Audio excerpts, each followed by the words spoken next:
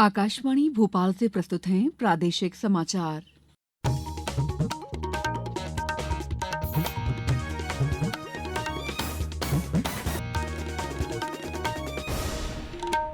नमस्कार, समाचारों के साथ मैं दीपा सिंह। सबसे पहले मुख्य समाचार। प्रधानमंत्री नरेंद्र मोदी ने कहा है कि भारत प्रथम बन गया है, देश की विदेश नीति का मूल मंत्र। प्रदेश में वर्षा जल की बूंद बूंद बचाने के लिए आज से शुरू होगा जल गंगा संवर्धन अभियान। मुख्यमंत्री डॉक्टर मोहन यादव ने कहा है कि आने वाले समय में सभी विश्वविद्यालय आर्थिक रूप से समर्थ और सक्षम होंगे। और भारतीय खिलाड़ी अनाहत सिंह ने जेएसडब्ल्यू इंडियन ओपन स्क्वैश का खिताब जीता। अब समाचार विस्तार से। प्रधानमंत्री नरेंद्र मोदी ने कहा है कि भारत प्रथम देश की विदेश नीति का मूल मंत्र बन गया है। भारत अब न केवल विश्व व्यवस्था में भाग ले रहा है, बल्कि भविष्य को आकार देने और उसे सुरक्षित करने में भी योगदान दे रहा है। श्री मोदी कल नई दिल्ली में एक निजी टीवी चैनल द्वारा आयोजित एक कार्यक्रम को संबोधित कर रहे थे। उन्होंने कहा कि पहले भारत की विदेश नीति सभी से दूरी बनाए रखने की थी, लेकिन अब सभी के साथ मिलकर काम करने की है।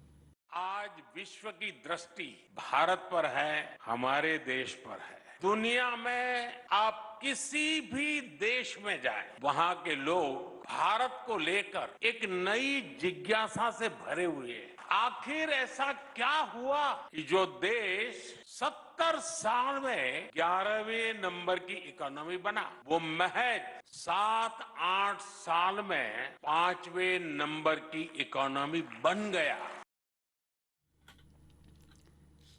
राष्ट्रपति द्रौपदी मुर्मू आज नई दिल्ली में पर्यावरण पर राष्ट्रीय सम्मेलन 2025 का उद्घाटन करेंगी। 2 दिन के सम्मेलन में पर्यावरण विशेषज्ञों, नीति निर्माताओं और कार्यकर्ताओं को महत्वपूर्ण पर्यावरणीय मुद्दों पर चर्चा करने का अवसर मिलेगा।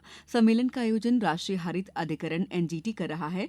सम्मेलन में 4 प्रमुख तकनीकी सत्र होंगे, जिनमें जलवायु परिवर्तन, प्रदूषण नियंत्रण, जैव विविधता संरक्षण और सतत विकास सहित पर्यावरण के समग्र चुनौतियों पर चर्चा की जाएगी। इन सत्रों का उद्देश्य भारत और विश्व स्तर पर पर्यावरणीय स्थिरता को बढ़ावा देने के लिए विभिन्न क्षेत्रों में सार्थक संवाद और सहयोग को बढ़ावा देना है। प्रदेश में वर्षा जल की बूंद बूंद बचाने के लिए जल गंगा संवर्धन अभियान शुरू हो रहा है। मुख्यमंत्री डॉक्टर मोहन यादव उज्जैन स्थित शिप्रा तट पर जलाभिषेक के साथ अभियान का शुभारंभ करेंगे। ये प्रदेश व्यापी अभियान 30 जून तक लगातार चलेगा। इस दौरान मुख्यमंत्री हर दिन छोटी बड़ी जल संरचना का लोकार्पण करेंगे। जल संरक्षण के इस अभियान से प्रदेश में भूजल स्तर में सुधार आएगा। आगर मालवा जिले में प्रत्येक नगरीय निकाय और प्रत्येक ग्राम पंचायत में जन समुदाय की उपस्थिति में जल संरक्षण और संवर्धन के एक ही कार्यक्रम प्रारंभ होंगे। प्रदेश में सरकार द्वारा न्यूनतम समर्थन मूल्य पर गेहूं का उपार्जन किया जा रहा है। किसान भी बढ़ चढ़कर अपनी फसल की बिक्री कर रहे हैं। इस साल अभी तक न्यूनतम समर्थन मूल्य पर गेहूं की बिक्री के लिए 13,98,000 किसानों ने पंजीयन करवाया है। पंजीयन की अंतिम तारीख 31 मार्च है। पेश है हमारे संवाददाता की एक रिपोर्ट। प्रदेश में न्यूनतम समर्थन मूल्य पर अभी तक करीब 75,000 किसानों से 5,80,000 मीट्रिक टन से ज्यादा गेहूं का उपार्जन किया जा चुका है। किसानों को खरीदे गए गेहूं का भुगतान भी लगातार किया जा रहा है। अभी तक 757 करोड़ रुपए से अधिक का भुगतान किसानों को किया गया है। प्रदेश में गेहूं का न्यूनतम समर्थन मूल्य 2,425 रुपए है। राज्य सरकार द्वारा 175 रुपए प्रति क्विंटल बोनस भी दिया जा रहा है। इस तरह से गेहूं की खरीदी 2,600 रुपए प्रति क्विंटल की दर से की जा रही है। संजीव शर्मा, आकाशवाणी समाचार, भोपाल। प्रधानमंत्री नरेंद्र मोदी कल आकाशवाणी पर मन की बात कार्यक्रम में देश विदेश के लोगों के साथ अपने विचार साझा करेंगे। ये मासिक रेडियो कार्यक्रम की 120वीं कड़ी होगी। इसका प्रसारण आकाशवाणी और दूरदर्शन के सभी नेटवर्क, आकाशवाणी समाचार वेबसाइट और news on AIR mobile app पर किया जाएगा। मन की बात कार्यक्रम का लाइव स्ट्रीम आकाशवाणी समाचार, डीडी न्यूज, पीएमओ और सूचना तथा प्रसारण मंत्रालय के यूट्यूब चैनलों पर भी किया जाएगा। समाचारों में वक्त है ब्रेक का। ये समाचार आप आकाशवाणी मध्य प्रदेश से सुन रहे हैं। ये समाचार बुलेटिन यूट्यूब पर Madhya Pradesh news all India radio channel पर और फेसबुक साथ ही एक्स प्लेटफॉर्म पर एआईआर न्यूज भोपाल पर सुने जा सकते हैं। इसके अलावा आप हमारी वेबसाइट newsonair.gov.in पर अथवा न्यूज ऑन एआईआर ऐप पर भी समाचार सुन सकते हैं। ब्रेक के बाद समाचारों में आपका एक बार फिर स्वागत है। मुख्यमंत्री डॉक्टर मोहन यादव ने कहा है कि प्रदेश में विश्वविद्यालय को परंपरागत संकायों के साथ साथ वर्तमान आवश्यकताओं के अनुरूप पाठ्यक्रम संचालित करने के लिए प्रेरित किया जा रहा है। मध्य प्रदेश विश्वविद्यालय संयुक्त संघर्ष समिति द्वारा बरकतुल्ला विश्वविद्यालय के ज्ञान विज्ञान भवन में आयोजित अभिनंदन समारोह को संबोधित करते हुए उन्होंने कहा कि विश्वविद्यालय अपने अपने क्षेत्र में डेयरी टेक्नोलॉजी, कृषि जैसे व्यावसायिक दक्षता के पाठ्यक्रम संचालित करे। आने वाले समय में कोई विश्वविद्यालय अपने लिए आर्थिक रूप से किसी के आगे हाथ नहीं फैलाए, ये प्रबंधन करें। इसलिए आपने देखा होगा सभी संकायों के लिए प्रेरित कर। अब हम मेडिकल की तरफ भी बढ़ रहे हैं। आप मेडिकल कॉलेज खोलो, हम आपको हॉस्पिटल देंगे, केवल हॉस्पिटल की व्यवस्था, क्योंकि जो सबसे बड़ा मेडिकल कॉलेज में खर्चा हॉस्पिटल का है। और अंदर की बात, हॉस्पिटल आपको देगी, तनख्वाह सरकार देती रहेगी, वो विश्वविद्यालय से दिलवाएंगे। आप खाली अपने बच्चों को पढ़ाने के लिए विश्वविद्यालय के बैनर तले परीक्षा लो। आकाशवाणी का यूट्यूब चैनल आराधना नवरात्रि के पावन अवसर पर विशेष कार्यक्रम प्रसारित करेगा। श्रोताओं को कल से 6 अप्रैल तक गहन आध्यात्मिक अनुभव प्रदान करने के लिए आकाशवाणी तैयार है। आराधना चैनल विशेष भक्ति कार्यक्रमों के जरिए त्योहारों के मर्म और उनके मूल तत्व को पहुंचाएगा। हर दिन के महत्व को उजागर करते हुए चैनल सुबह 8 बजे से शाम 8 बजे तक विशेष श्रृंखला प्रस्तुत करेगा।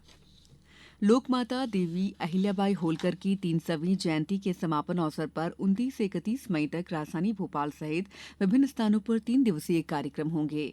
इनमें 31 मई को लोकमाता पर केंद्रित स्मारिका का लोकार्पण भी शामिल है। ये जानकारी मुख्यमंत्री डॉक्टर मोहन यादव की अध्यक्षता में कल समारोह समिति की बैठक में दी गई। बैठक में प्रमुख सचिव संस्कृति शिवशेखर शुक्ला ने बताया कि लोकमाता द्वारा अनेक मंदिरों का जीर्णोद्धार भी कराया गया। ऐसे ज्ञात 118 स्थानों में से 90 स्थानों पर 334 चित्रांकन वाटर कलर द्वारा तैयार करवाए गए हैं। वहीं विश्व मांगल्य सभा नागपुर से एक नृत्य नाट्य तैयार करवाया गया है जो लोकमाता के जीवन की झलक प्रस्तुत करता है। इसकी प्रस्तुति प्रदेश के सभी जिला मुख्यालयों पर प्रारंभ की गई है। स्क्वैश में स्टार भारतीय खिलाड़ी अनाहत सिंह ने मुंबई में JSW इंडियन ओपन का खिताब जीत लिया है।